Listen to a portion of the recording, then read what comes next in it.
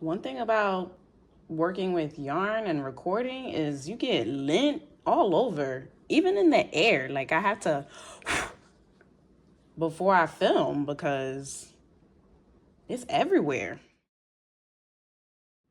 Anyway, today I want to talk about what the differences are between our most common stitches, our single, our double, and our triple or treble stitch. And I have a mess here.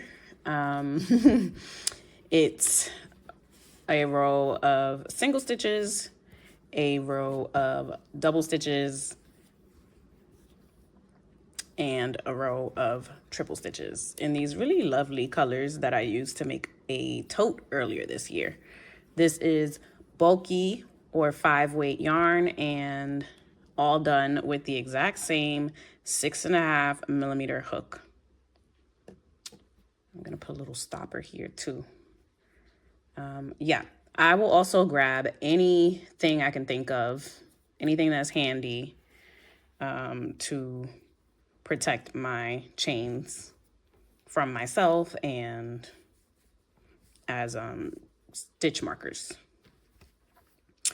All right, so here we have our single, our double, and our triple. And you can already see some of the main differences between the three.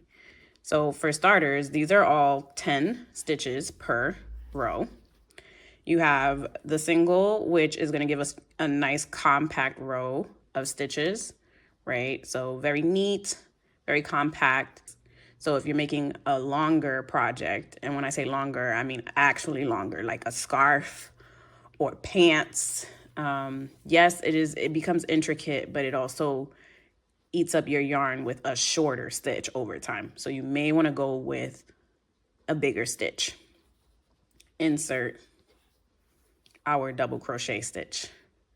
So this is a nice happy medium between the single and the triple. You can see it's a little taller.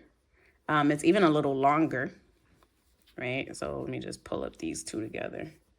It's a little longer. It's a little taller. It's giving us more bang for our buck. This stitch is one of, if not the most popular. I want to do my research on that.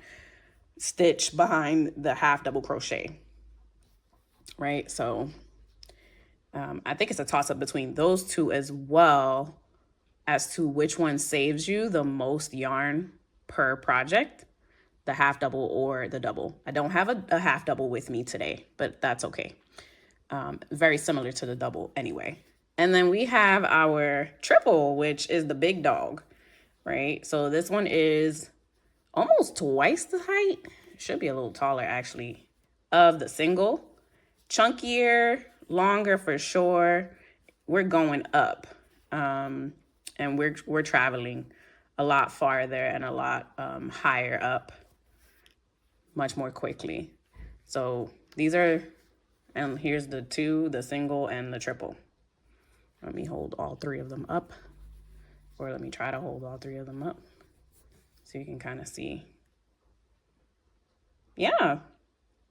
And those are the main differences between the three. They're super versatile. There are a lot of projects that will call for either one or two or even all three of these. It really is up to you when you are making your own pattern or modifying a pattern. It's up to you to decide what you're going to go with.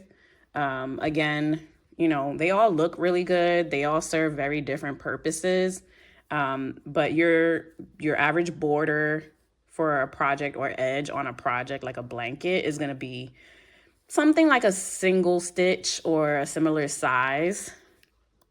And double, you start to get into some really cool stuff when you do a stitch in the back loop only or in the front loop only. That's where you start to get some really cool stuff happening. And with the treble, forget about it. You can do like a post where you're going into the entire post and going up. This one gives you a whole lot of versatility just because there's so many spaces. With the double and the triple, you do have the option, and any other type of stitch like this, you do have the option to link them so that there's not as much space in between each stitch. And I do have a video about linked stitches. But other than that, these are really cool and versatile too. And there you have it. The single, the double, and the triple stitch. Thank you.